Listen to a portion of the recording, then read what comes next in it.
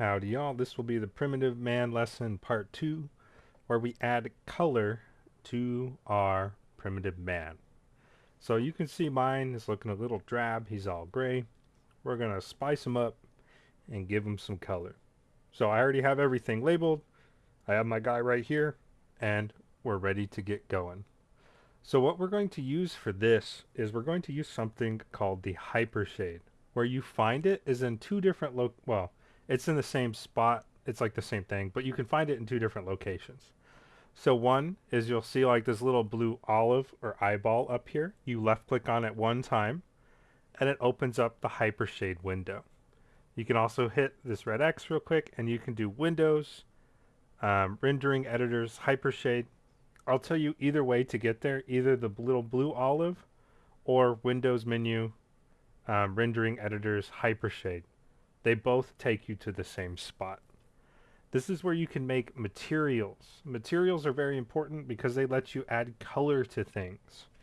So you have materials. You'll also hear me say textures, but textures are slightly different from materials. They're things you put onto materials to kind of give it like wood grain, brick patterns, pictures of things that you've taken, stuff like that. Materials are just the basic property that you apply to stuff. So one thing you can notice as I'm dragging this window around, you can see it turn transparent and I get that blue bar. If I let go, it docks this window. If you ever do this on accident, you just find the hypershade tab, left click and drag to pull it back out. Just want you to be aware of that because you are going to do it and you need to know how to fix it. So this is our hypershade. The hypershade is a bunch of other little windows put into a bigger window. And you can kind of tell right here with this little dotted line, you can see the browser window where we can detach it or close it. We have our material viewer, property editor. This is the node editor. And then you have create right here. So we can use these in conjunction to go through and make materials, assign them, and preview them. So the browser lets you look at stuff that you've created. There's a bunch of different tabs here that I'm just going to left click through so you can kind of see. Materials is the tab we want to stay on. You can see there's already default materials made, like this Lambert 1. We don't touch Lambert 1. We do not mess with Lambert 1. We leave it alone. So we're just going to leave Lambert 1 alone. And we're going to make our new Lambert. So what I like to do is I like to go to the top to my Hypershade menu. So you'll notice this has a menu up here. And it looks similar to the one in our overall Maya.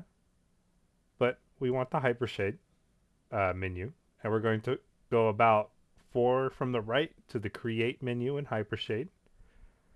We're going to go down to Materials, which is the top. And I'm going to make a Lambert. I'm going to do the same thing with Create Materials. So I made a Lambert. I'm going to make a Blend. And I'm going to hit Create Materials Phong. So these are the 3 main types of materials we're going to be using. You can kind of see them right here. They've been added in to our materials tab. So you can see I have a Blend 1, a Lambert 2, and a Phong 1. Each of these things do different stuff. So like a Lambert, it's your typical matte material. Phong to me is much more of like a plasticky material. Maybe even a little bit of ceramic. It's more like plasticky, ceramic-y. And then Blend to me is more like burnished aluminum. Like it could be a little bit more specular, a little bit more glossy, but it's more like burnished aluminum to me. You guys are welcome to use any combination of colors. Our goal is to add color to our primitive man and give him a shirt, a pants, maybe some shoes, and then a skin tone. That way he can get some service if he ever goes to a restaurant.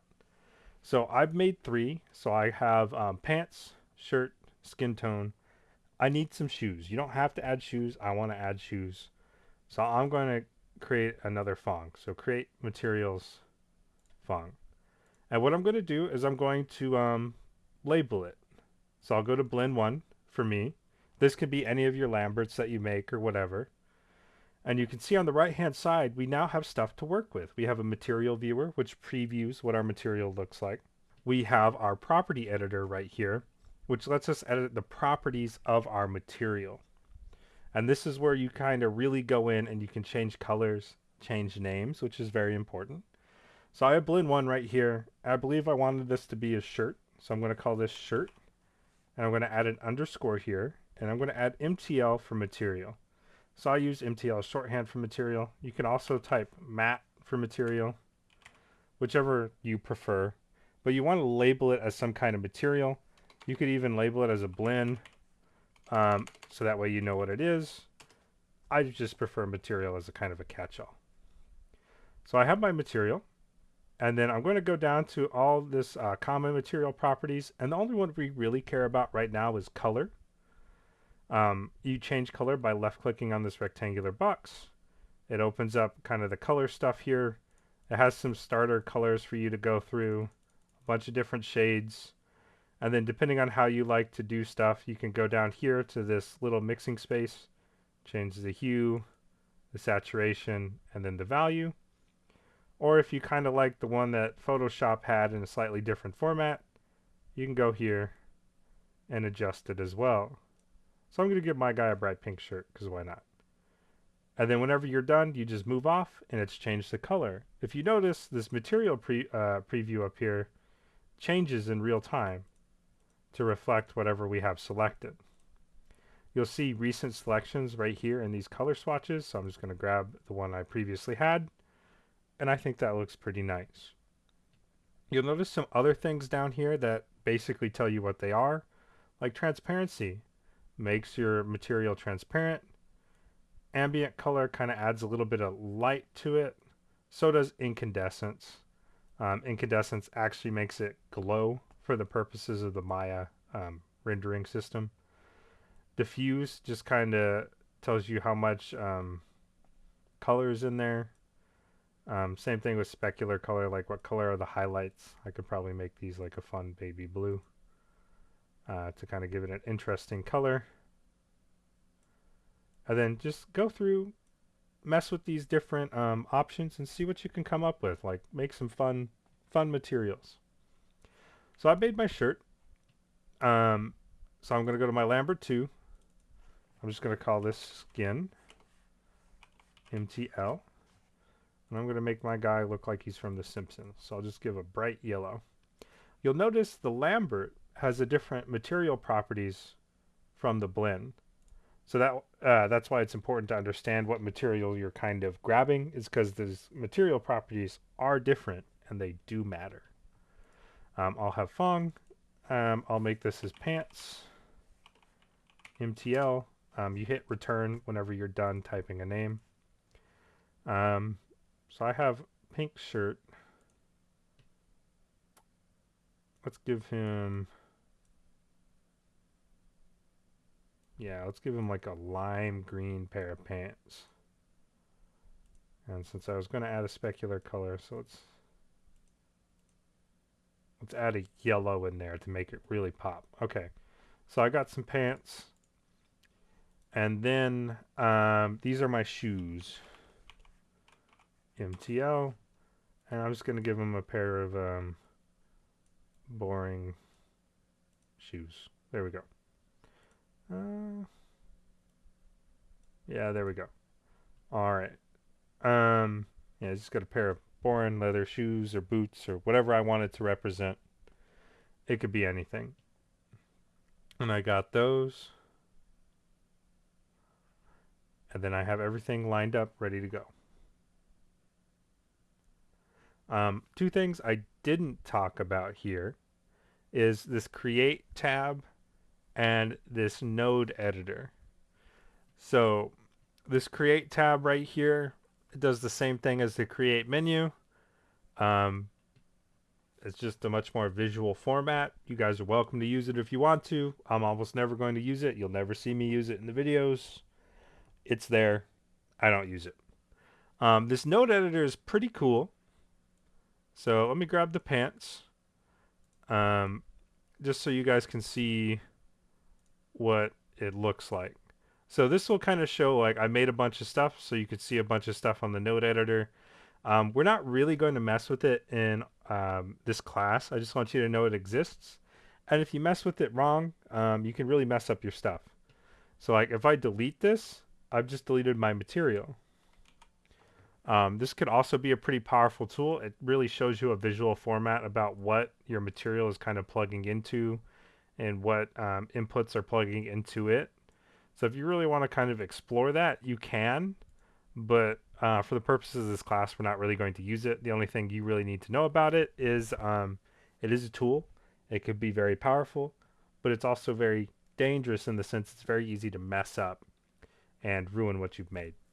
So you're welcome to look at it, use it if you want to, but just be aware of the dangers associated with it.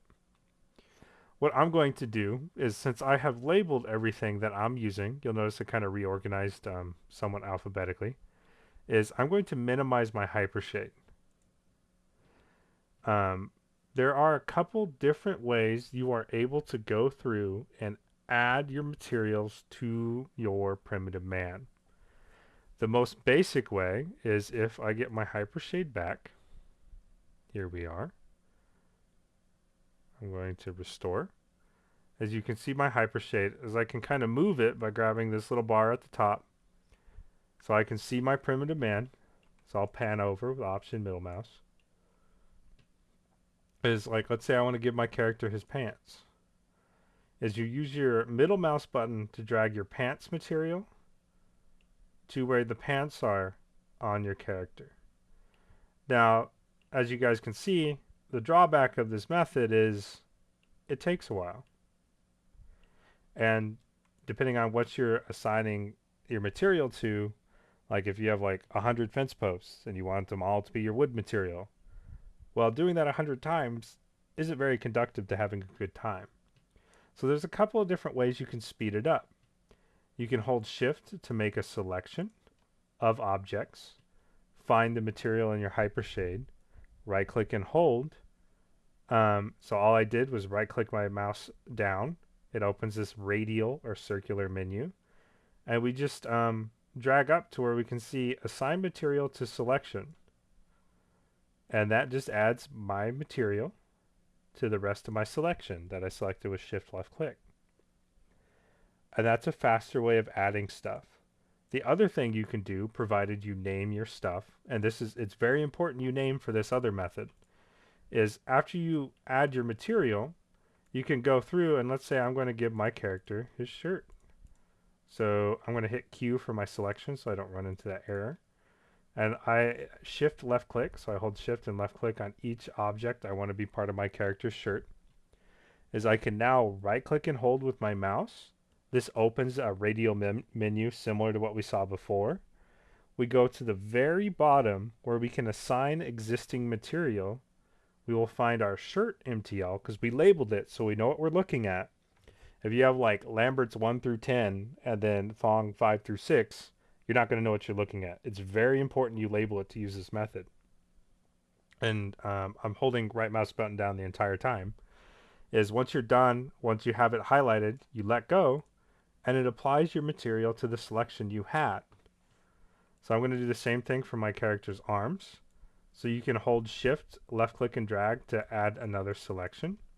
You can hold control, left click and drag to deselect stuff as well. So you can see that minus right there. I'm going to hold shift, grab my character's head, and then now I can right click and hold, assign existing material, skin. And then the same thing down here for his little feet. I'm going to left click and shift and left click, right click and hold, assign existing material, and then I'm going to add shoes. Yeah, I might want to redesign the shoes, but as you can see, now my character has color. You are welcome to do whatever colors you really want to do for your primitive man. I'm really interested to see the color combos you guys come up with. But that's how you make new materials. That's how you assign the materials to a character or an object, sorry, in your Maya scene. What I like to do as well is, since I made changes to my Maya scene, I'll hit Control S to save my scene. I can also do File, Save Scene, or if you haven't saved yet, File, Save Scene As. It's very important you guys save your scenes, because if you don't, and Maya crashes, which it will, by the way, it will crash, you're going to lose all your data. And then you have to do it all over again. But it's a good thing you did it once, because you can do it a second time. What you guys want to do is turn it in is just Windows key Shift S, take a screenshot of your finished primitive man. So you'll take a finished screenshot of him. You'll take a finished screenshot of your outliner. So I am going to do that real quick. You're not going to be able to see my screenshots, but I will add them as examples to the project. Other than that, I hope you guys have a great day.